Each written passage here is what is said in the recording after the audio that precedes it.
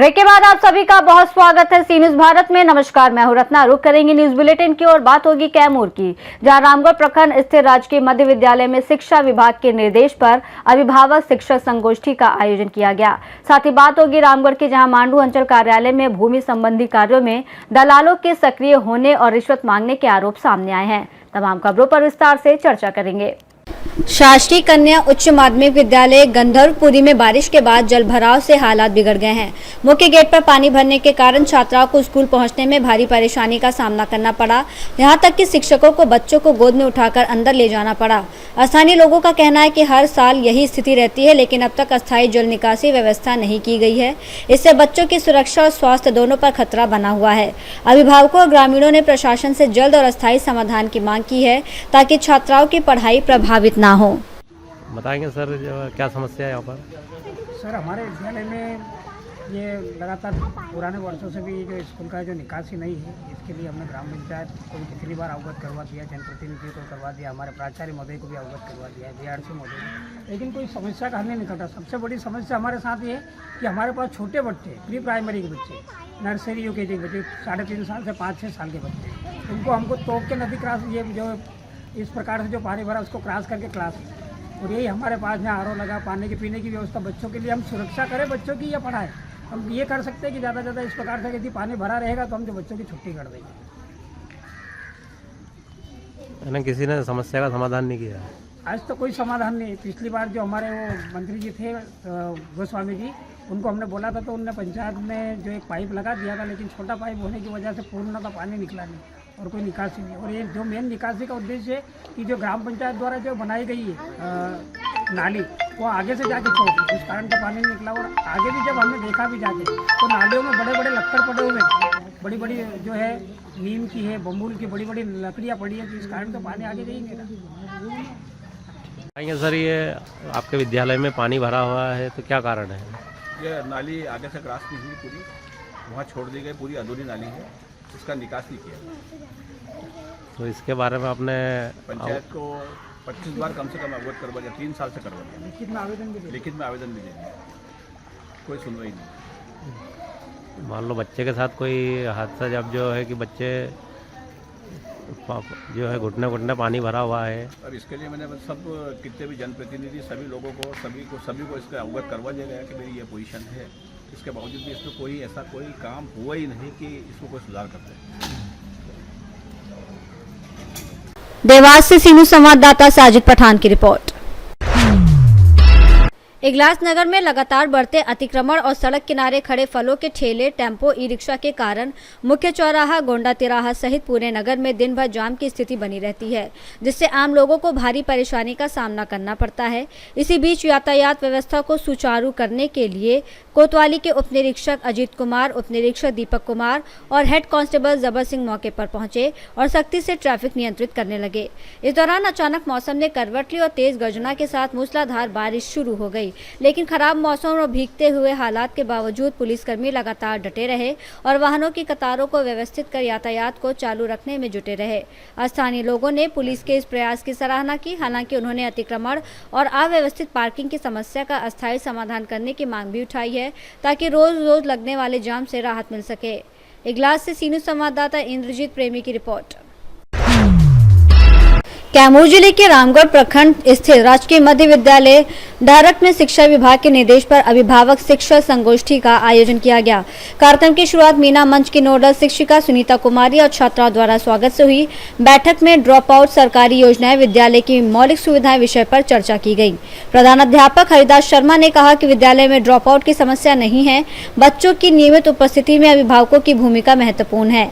उन्होंने छात्रवृत्ति, पोशाक, पुस्तक, FLN किट, साइंस किट जैसी सरकारी योजनाओं की जानकारी देते हुए विद्यालय में बेहतर शिक्षा और सुविधाएं सुनिश्चित करने का भरोसा दिया। कार्यक्रम में शिक्षक, अभिभावक और रसोइया मौजूद रहे। कैमूर से सी न्यूज संवाददाता राम प्रवेश तिवारी की रिपोर्ट। महुआडाल लातेहार के दुरुप ग्राम पंचायत स्थित मध्य विद्यालय दोना की स्थिति बेहद चिंताजनक हो गई है, जहां जर्जर भवन में छात्र छात्राएं शिक्षक जान जोखिम में डालकर पढ़ाई करने को मजबूर हैं। विद्यालय की छत कई जगहों से क्षतिग्रस्त है और आए दिन प्लास्टर और मलबा गिरता रहता है, जबकि बारिश के दिनों में पूरा भवन टपकने लगता है, जिससे कक्षाओं में पानी भर जाता है और पढ़ाई पूरी तरह बाधित हो जाती है। विद्यालय के प्रभारी सुरेंद्र प्रसाद ने बताया कि इस खतरनाक स्थिति की जानकारी पहले भी विभाग को दी जा चुकी है, लेकिन अब तक कोई अस्थायी समाधान नहीं हुआ है।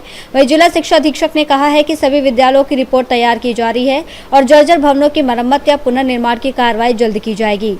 स्थानीय लोगों और अभिभावकों ने भी जल्द से जल्द ठोस कदम उठाने की मांग की है, ताकि किसी बड़े हादसे से बचा जा सके और बच्चों की सुरक्षा सुनिश्चित हो सके।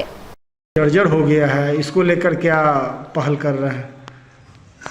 विद्यालय भवन बहुत पुराना है। 2003 में जब सर्व शिक्षा अभियान की शुरुआत हुई थी तो यहाँ विद्यालय भवन बना था 3 रूम एसीआर, फिर ये 3 रूम एसीआर बना है। तो लगभग इसको बने हुए 20-22 साल हो गए हैं।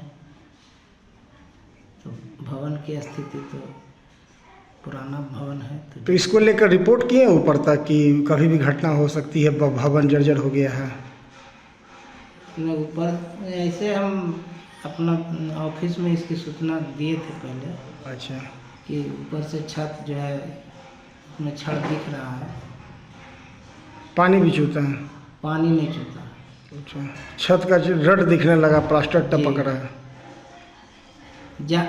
अत्यधिक वर्षा होने पर उसमें ये हो जाता है, डार्क हो जाता है, मतलब सीलन आ जाता है। क्या वो आपका परिचय? मेरा नाम सुरेंद्र प्रसाद है। लातेहार से सीनू संवाददाता बबलू खान की रिपोर्ट। रामगढ़ जिले के मांडू अंचल कार्यालय में भूमि संबंधी कार्यों में दलालों के सक्रिय होने और रिश्वत मांगने के आरोप सामने आए हैं।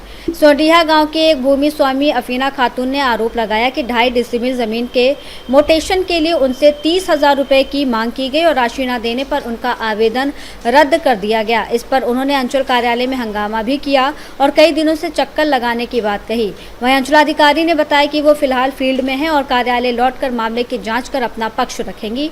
मामला सामने आने के बाद क्षेत्र में चर्चा तेज हो गई है और प्रशासन की कार्रवाई पर नजर बनी हुई है। 7,000 रुपया दीजिए मैडम, आइए तो यहाँ 7,000 रुपया दीजिए हमको। चलिए ना, अभी हम आप लोग हैं, यही सब दलाल है, समझे ना, सब दलाल है जमीन का, ये दलाल है सब पैसा लेके अपने पेट भर। आप अपने बात कीजिए ना, दो जब बता दें इसको। आप हर दिन आते हैं अंचल में? डेली 2,000 रुपया जो है सो दिया था कल वो, तो हम बोले कि भैया ठीक है, काम नहीं हो आप ले लीजिए। बकास खाता था, नहीं करना चाह रहे थे, उसमें दे दी, खत्म हो गया। पैसा रिटर्न कर दिया? हाँ, नहीं रिटर्न किया। 2,000 2,000 5,000 दीजिए। हम फोन पे में 5 भेजे। कितना भेजे फोन पे में? फोन पे में इसको 5,000 रुपये भेजे, जो बोला रसीद हम कटवा देंगे। आपका पूरा मोटेशन हो गया? हाँ, मोटेशन हो गया था। फिर हम आके सीओ आए थे, तो मुस्लिम सीओ, दोनों जी मियाँ बीबी आए, तो उससे जबरदस्ती वो भी नहीं काट रहा था, बहुत मुश्किल से काटा और 5,000 लेकर भाग गया। पैसा देते हैं तो यहाँ काम होता है, दलालों लोग करवाता है काम। अभी तक दलाल को कितना पैसा दे दिए हैं आप? दे दिए हैं, 50,000 डिमांड किया है, उसमें 47,000 रुपया दिए हैं और 5,000 मांग रहा है। गरीब आदमी देने नहीं सक रहे हैं, उसमें रोज़ फ़ोन कर रहा है कि हमको पैसा दीजिए, हमको पैसा दीजिए। कौन लिया है? प्रकाश साहब। किस लिए लिया था? ज़मीन मोटेशन कराने के लिए, 9 डिसमिल का। और 2.5 डिसमिल जो मोटेशन नहीं हुआ है उसका 30,000 रुपया मांग रहा है, तो रिजेक्ट कर दिया। 2.5 डिसमिल का नहीं किया। हजारों पब्लिक आते हैं और लौट के चले जाते हैं, क्योंकि मैडम है नहीं, मैडम फील्ड में है। तो अगर फील्ड में है तो ऑफिस में एक दिन भी तो होना चाहिए कि 10 मिनट बैठेंगे मैडम, आदमी लाइन लगा के खड़ा रहेगा कि 10 मिनट मैडम बैठेंगे, लेकिन मैडम का कोई टाइम टेबल नहीं है। कितने दिनों से आप आ रहे हैं? कम से कम 4 दिन हो गया, 1 सप्ताह से तो परेशान है। आज कल बोला गया, परसों बोला गया कि आप शुक्रवार को आइए, शुक्रवार को बैठती हैं 2 मिनट। रामगढ़ से सीनू संवाददाता राजीव सिंह की रिपोर्ट। रत्नागिरी जिले के चिपलून शहर में संभावित बाढ़ के खतरे को देखते हुए एनडीआरएफ की टीम तैनात कर दी गई है। टीम में अधिकारी, जवान और वाहन चालक शामिल हैं, जो लगातार हो रही बारिश के बीच संवेदनशील इलाकों का निरीक्षण कर रहे हैं। किसी भी आपात स्थिति से निपटने के लिए राहत और बचाव कार्य की पूरी तैयारी कर ली गई है। जिला प्रशासन भी हालात पर नजर बनाए हुए है और नागरिकों से केवल आधिकारिक सूचनाओं पर भरोसा करने की अपील की गई है। चिपलून रत्नागिरी से सीनियर संवाददाता सागर कदम की रिपोर्ट।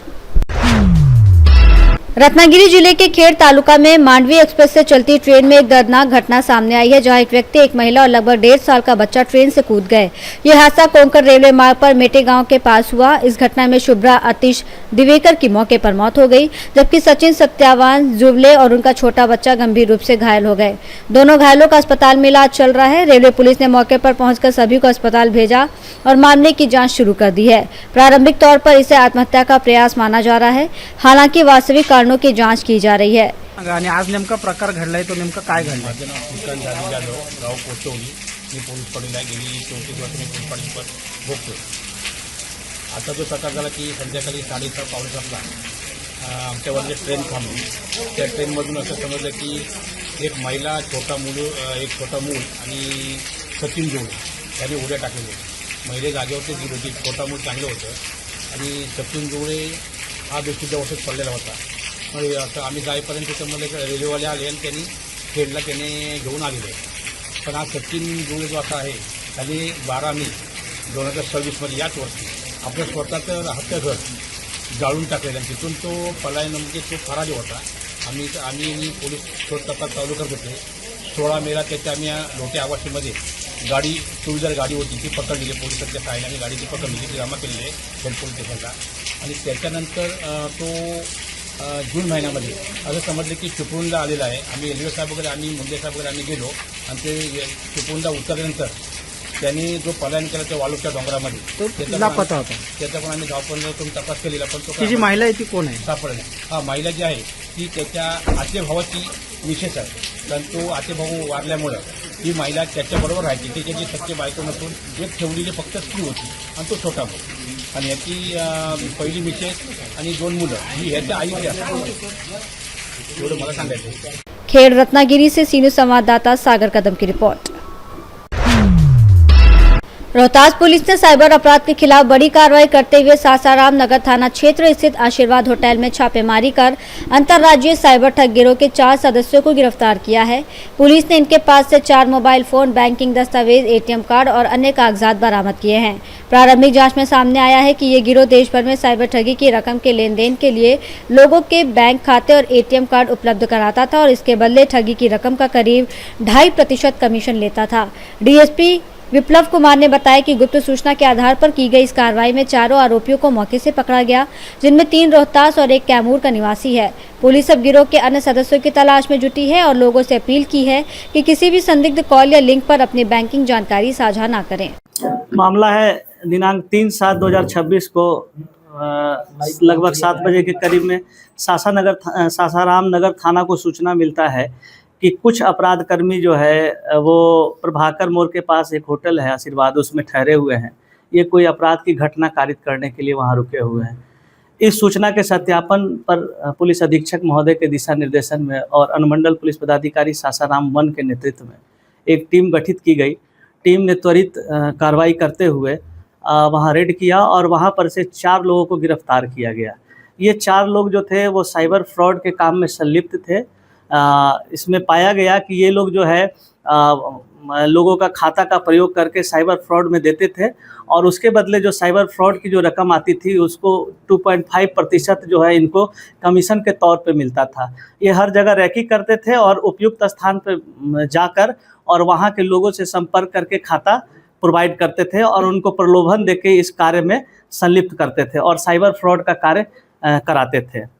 इस संदर्भ में जो है वो सासाराम नगर कांड संख्या 492/26 दर्ज की गई विभिन्न धाराओं में और अनुसंधान करते हुए 4 लोग जो गिरफ्तार किए गए हैं उसमें आदित्य राज पिता ओम प्रकाश सेठ जो कि एकता चौक थाना भभुआ का रहने वाला है, गिरफ्तार किया गया।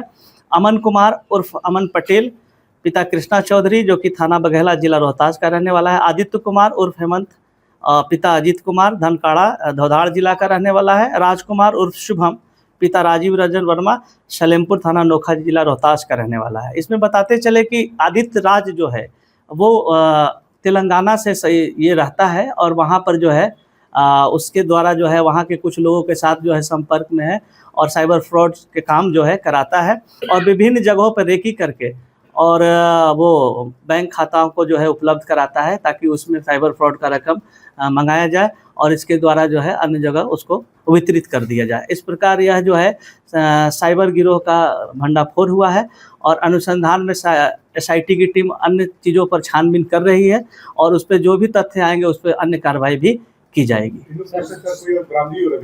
बरामदगी हुई है, फ्रॉड में प्रयुक्त किया गया जो है मोबाइल है चारों के पास से बरामद हुआ है और अन्य बिंदुओं पर छानबीन चल रही है।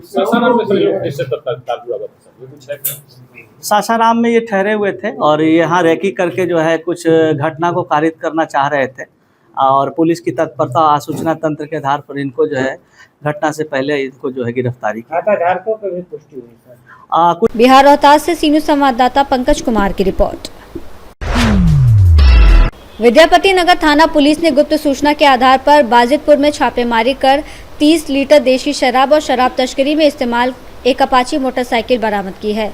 इस दौरान समस्तीपुर के मोहनपुर थाना क्षेत्र के चापरगांव निवासी अजय कुमार को गिरफ्तार किया गया, जिसे बाद में जेल भेज दिया गया। मामले में बिहार मद्य निषेध उत्पाद अधिनियम के तहत केस दर्ज कर आगे की कार्रवाई की जा रही है। छापेमारी का नेतृत्व PSI रवि कुमार ने किया। समस्तीपुर से सीनू संवाददाता डॉक्टर प्रवीण प्रकाश की रिपोर्ट। शाहजहांपुर पुलिस अधीक्षक के निर्देश पर चलाए जा रहे अपराध नियंत्रण अभियान के तहत थाना मिर्जापुर पुलिस को बड़ी सफलता मिली है। पुलिस ने आर्म्स एक्ट में वांछित और फरार चल रहे अभियुक्त झंकार पुत्र ब्रिजेश किशोर लाला निवासी ग्राम दोजपुर थोक को मुखबिर की सूचना पर पिक्की ईंट भट्टा के पास 2.5 रोड क्षेत्र से गिरफ्तार कर लिया। आरोपी के खिलाफ 10 मई को देशी तमंचा बरामद होने के आधार पर मामला दर्ज किया गया था, जिसके बाद से वो लगातार फरार चल रहा था।